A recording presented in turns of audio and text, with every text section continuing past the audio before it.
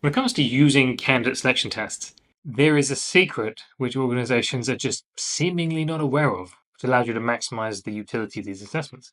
And that is you just have to test a lot of people.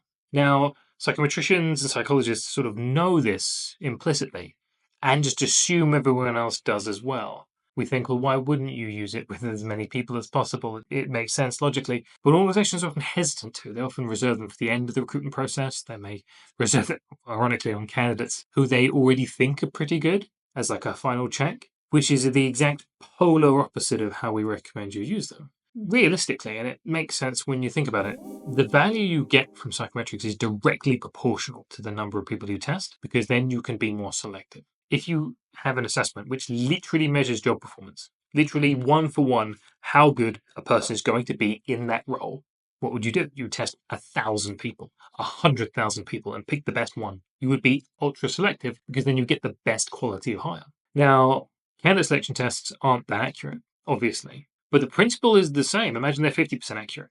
What would you do? Well, you test as many people as you can get, and you be as selective as you reasonably can be. And then, obviously, the people that you do select at the end are going to be substantially better than those that you screened out.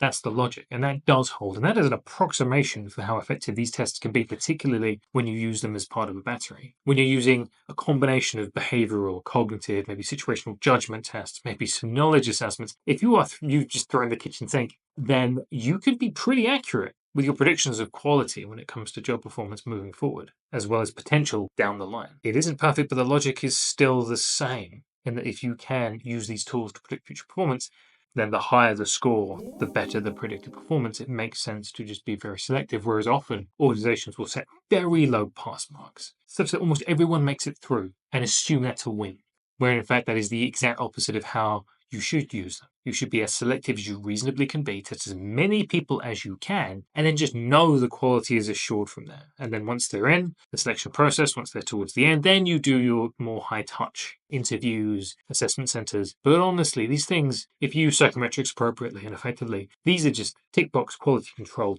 like tactics. Just making sure, like a tick, okay, quality is sufficient as a sort of quality control stage. It shouldn't be where you do most of your sifting. The vast majority of people you interview and you invite to assessment centers should be of quality that you would want to hire them. If you're screening 60, 70% of your applicants out or more using interviews, you're doing it wrong.